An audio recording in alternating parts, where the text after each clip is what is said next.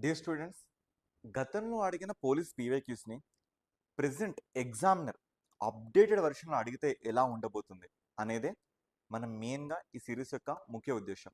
సరే, ఇప్పుడు మనం క్వశ్చన్ చూద్దాం. క్వశ్చన్ ఏంటంటే, 8వ షెడ్యూల్కి సంబంధించి ఇక్కడ నాకు 2 స్టేట్మెంట్స్ ఇవ్వడం జరిగింది.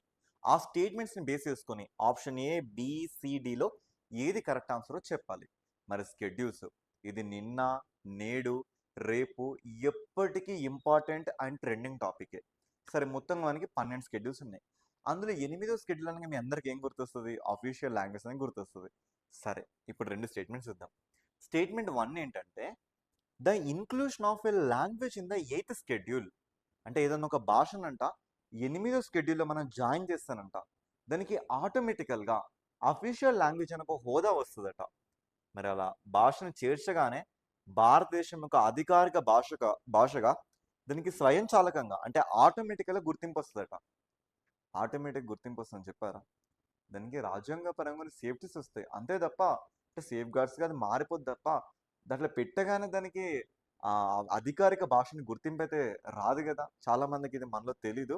ఒకసారి మళ్ళీ మీరు సెర్చ్ చేసుకోండి. Okay, yes. సో ఇది రాంగ్ అన్నట్లుగా. మరి నెక్స్ట్ స్టేట్మెంట్ 2 ఏంటంటే, languages in 8th schedule receive constitutional support for the development and promotion. Yes, ఇది జరుగుద్ది.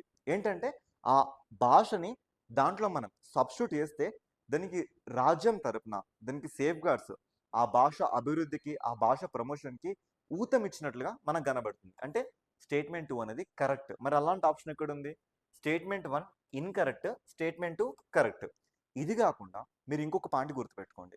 రాజ్యాంగం వచ్చిన తొలుత మనకి కేవలం 14 అధికార భాషలు మాత్రమే ఉన్నాయి. ఇప్పుడు చూసుకుంటే 22 అధికారిక భాషలు. అయితే మొదటగా 1967లో 21st అమెండ్మెంట్ యాక్ట్ ద్వారా మనం హిందీ అనే భాషను జాయిన్ చేయడం జరిగింది.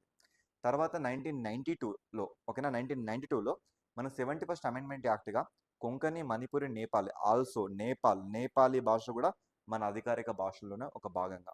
ఇక తర్వాత మనం 2004 ఆ టైంలో 92nd అమెండ్మెంట్ యాక్ట్ ద్వారా బోడో, డోగ్రి, మైథిలి, సంతాలి ఈ భాషలను జమ చేయడం వల్ల మనకి ప్రెసెంట్ 22 అధికారిక భాషలు మన రాజ్యాంగంలో కనబడుతుంది. ఓకేనా, ఇలాంటి కంటెంట్ ఎవ్రీడే మీకు చేరాలనుకుంటే మీరు ఏం చేయాలి కదా, ఛానల్ సబ్స్క్రైబ్ చేసుకోండి, లైక్ కూడా మర్చిపోకండి.